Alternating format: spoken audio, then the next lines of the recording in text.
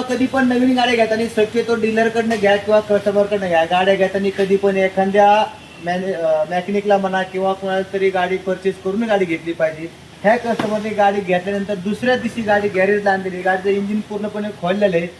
Dealer काम म्हणजे कसं असतं हे पाहू शकतो. गाडी पूर्ण व्यवस्थित करून एवढी चकाचक केली की गाडी पाहिल्यानंतर एकदम कस्टमर खुश होतो आणि गाडी घेतो.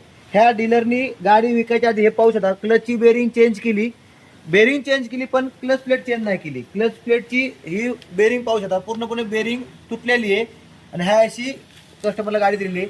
कंडिशन सेम तशीच झालेली आहे. ब्लॉक गेलाय, हेड गेलाय गाडीचा, हा ब्लॉक आहे. ब्लॉक पूर्णपणे ह्या साईडला इथं डॅमेज आहे, डॅमेज अर्थ इथं बेंड आहे, इथं पण बेंड आहे आणि हेडची पण सेम सिस्टम कंडिशन तेच झालेली आहे. हेडचे पूर्णपणे वाल बसलेत, त्यामुळे हेडचं पण शक्यतो पूर्ण काम करून घेतलं पाहिजे आणि करावंच लागणार आहे. त्यामुळे शक्यतो कधी पण गाड्या परचेस करताना मॅकॅनिकला दाखवून घेणं गरजेचं आहे. आणि डीलरकडनं गाड्या तर शक्यतो घेताना 100% गाड्या चेक करून घेतल्याच पाहिजे. कारण की सध्या डीलर सिस्टमचं काम असं आहे, छावछू बॉम्बे काम करतात. कुणीतरी फासला जातो, गरीब माणूस 1-2 लाख रुपये गोळा करतो, गाड्या घेतो आणि त्यांचा आनंद असा गगनात मावतो.